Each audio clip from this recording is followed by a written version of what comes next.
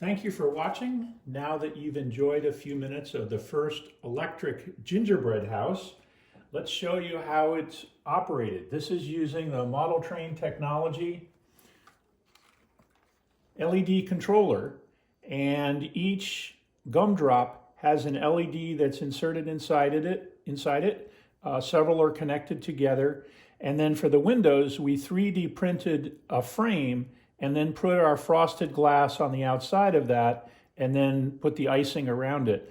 And there's a hole in this base, and there's a lot of wires. They're all connected. We didn't take any time to clean this up.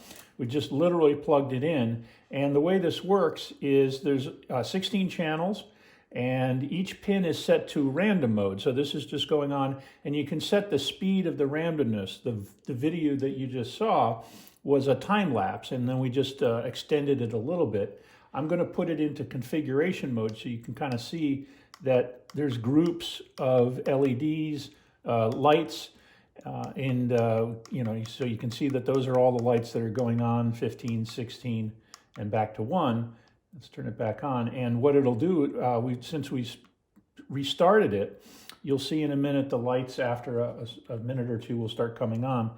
And like I said, you can adjust the speed of that. Now, one of the things is we got a lot of different, we got LEDs shining through the window, and then we have the gumdrops, 3 or 4 of them connected together. So what we're able to do is, using the controller, is just adjust the brightness so that it looks very balanced, and that's all built into the controller.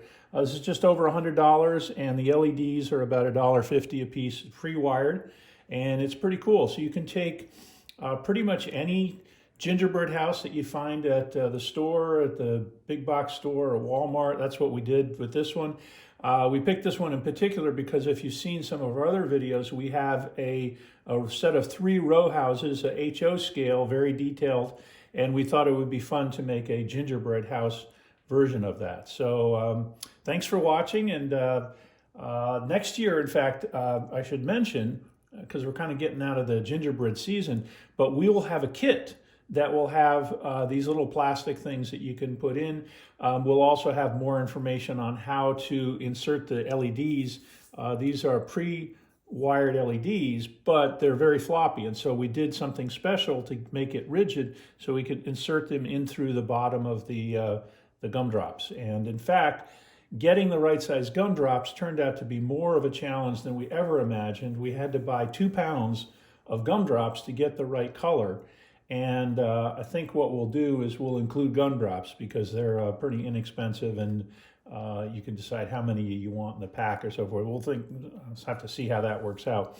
But anyway, very simple. And then we built this wooden base. It's just a piece of flat board. There's a hole underneath each house, so feet underneath, and this is just some pine, and we painted up green. So that's it.